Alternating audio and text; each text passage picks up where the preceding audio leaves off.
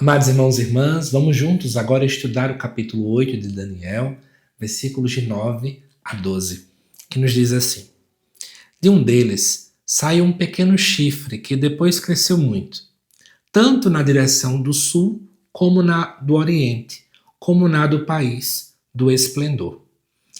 Ele ergueu-se até contra o exército dos céus, derrubando por terra parte do exército e das estrelas, e calcando-as aos pés. E chegou até a exaltar-se contra o príncipe do exército, abolindo o sacrifício perpétuo e arrasando o lugar do seu santuário e o exército.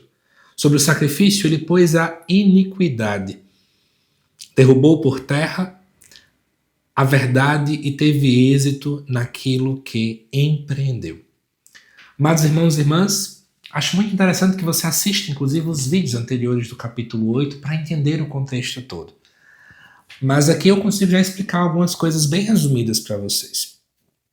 Nessa visão do capítulo 8, de repente aparece um pequeno chifre. Esse pequeno chifre simboliza a figura de Antíoco IV Epífanes.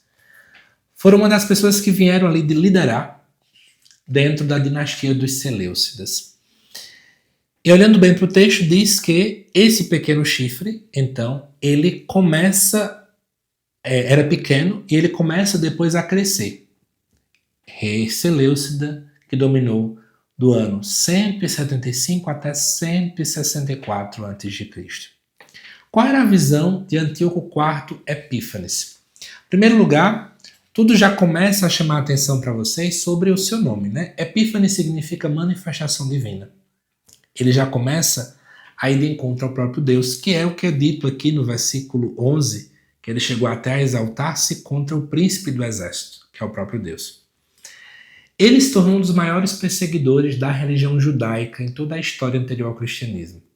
Para ele, todo mundo tinha que adotar a cultura grega. E as práticas judaicas, na concepção dele, dificultavam a unidade dentro do império.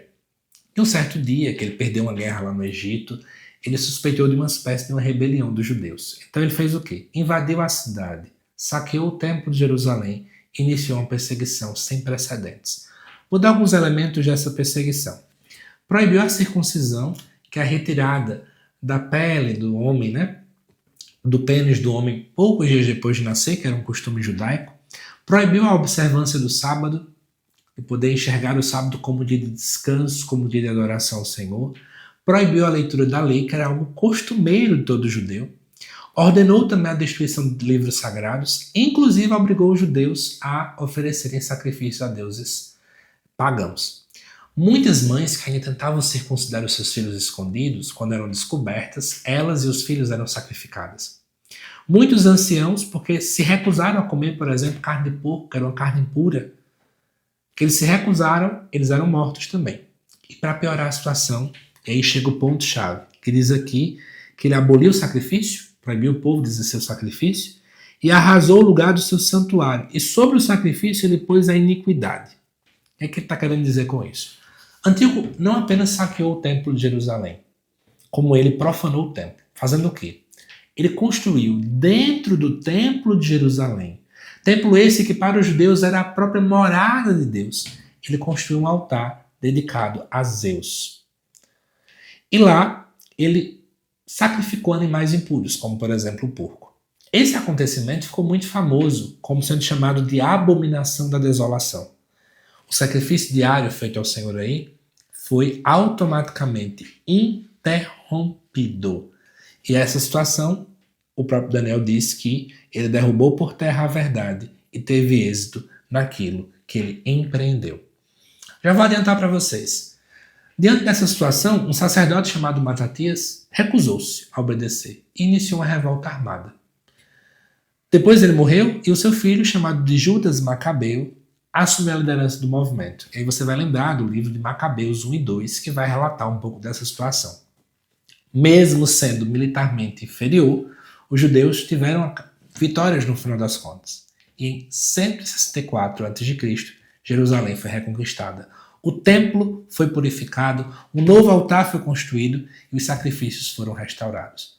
Esse momento histórico é chamado pelos judeus de festa da dedicação ou Hanukkah, que inclusive é relatado lá no Evangelho de João, capítulo 10, versículo 22. Amados irmãos e irmãs, Deus restaura aquilo que o pecado destrói. Acho que fica para a gente essa lição muito clara. Aquilo que o pecado vem destruir por completo, Deus vem realmente restaurar. Alguns comentários extras do que eu anotei aqui para poder falar com vocês é que aqui no texto é falado, por exemplo, dessas estrelas. As estrelas simbolizam o povo de Deus, o povo que é fiel até o final.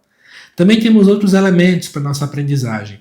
Quando fala que esse pequeno chifre cresceu para a direção do sul como da oriente, o sul é a região do Egito, que era da dinastia dos Ptolomeus, oriente é a região da Pérsia e da Armênia. Então, eram informações geográficas faladas aqui, que é importante. E aqui também fala do país do esplendor. Aqui seria uma referência à Terra Santa, à Palestina, a Israel. É um tempo difícil, mas é preciso permanecer firme. Será que nós permanecermos firmes também nos momentos difíceis? Que fique para nós essa meditação. Que Deus te abençoe, amado irmão, amada irmã, e até mais.